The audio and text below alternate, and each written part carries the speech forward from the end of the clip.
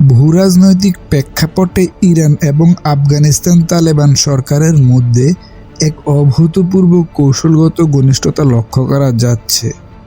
বিশেষ করে মার্কিন যুক্তরাষ্ট্র যখন মধ্যপ্রাচ্যে তাদের সামরিক উপস্থিতি বাড়াচ্ছে এবং ইরানের ওপর হামলার হুমকি দিচ্ছে, তখন তালেবান সরকারের মুখপাত্র জাবিউল্লাহ মুজাহিদি এক ঘোষণায় জানিয়েছে, আমেরিকা যদি ইরানে হামলা চালায় তবে আফগানিস্তান চুপ করে বসে থাকবে না, তারা ইরানের পাশে দাঁড়াবে।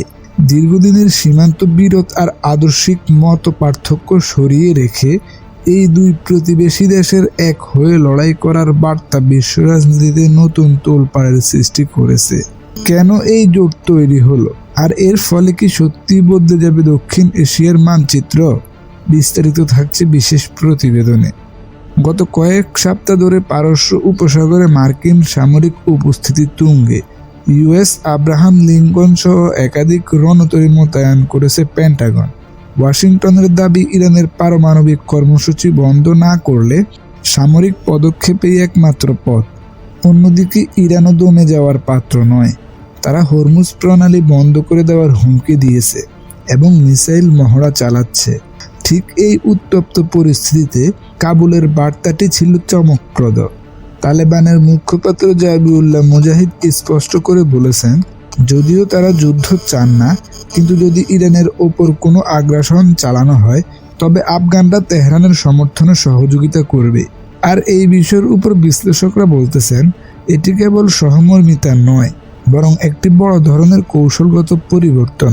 20 বছর ধরে আমেরিকার বিরুদ্ধে লড়াই করা তালেবানরা জানে আমেরিকার সামরিক দুর্বলতা কোথায়, আর ইরান সেই অভিজ্ঞতাকে কাজে লাগাতে চায়। তবে এই প্রত্যাশিত মিত্রতা শুধু এক কারণে নয়, অনেক কারণেই রয়েছে। প্রথমত, অভিন্ন শত্রুতা, অর্থাৎ ইরান ও আফগানিস্তানের উভয় দেশের উপর মার্কিন নিষেধাজ্ঞার কবলে। শত্রুর শত্রু বন্ধু, এই নীতি এখন তাদের মূল চালিকা শক্তি। অন্যদিকে বর্তমানে ইরানের বৃহত্তম আমদানিকারক দেশ হলো আফগানিস্তান। বছরে প্রায় $3.4 বিলিয়ন বাণিজ্য হচ্ছে তাদের মধ্যে। এই বাণিজ্যকে $10 বিলিয়ন নিয়ে যাওয়ার পরিকল্পনাও রয়েছে তাদের। যার কারণে তালেবান সরকার বলতেছে, আমরা ইরানের সার্বভৌমত্ব রক্ষা এবং আঞ্চলিক স্থিতিশীলতার জন্য তেহরানের পাশে আছি। যদি সত্যি ইরান আমেরিকার মধ্যে কোনো যুদ্ধ বাধে, সামরিক বিশ্লেষকদের মতে আফগানিস্তান সরাসরি সেনা না পাঠালেও ইরানকে তাদের ভূখণ্ড ব্যবহার করতে দিতে পারে। পাহাড়ি দেশ আফগানিস্তান থেকে মার্কিন সেনাদের উপর গেরিলা হামলা চালানো বা গোয়েন্দা তথ্য সরবরাহ করার ক্ষেত্রে তালেবানরা ওস্তাদ। এর ফলে আমেরিকাকে এবার কেবল পশ্চিম পারস্য উপসাগর নয়, বরং পূর্ব দিক থেকেও চাপের মুখে পড়তে হবে। এটি হবে আমেরিকার জন্য 2 ফ্রন্ট চ্যালেঞ্জ। এই নতুন সমীকরণে ভারতও কিছুটা অস্থিতিতে।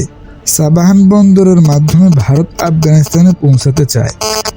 এখন ইরান ও আফগানিস্তান যদি আমেরিকার বিরুদ্ধে কঠোর অবস্থান নেয়, তবে ভারতের উন্নয়ন প্রকল্পগুলো ঝুঁকিতে পড়তে পারে। অন্যদিকে রাশিয়া ও চীন এই আঞ্চলিক জোটকে স্বাগত জানাচ্ছে, কারণ তারা চায় মধ্যপ্রাচ্য থেকে মার্কিন প্রভাব চিরতরে মুছে যাক।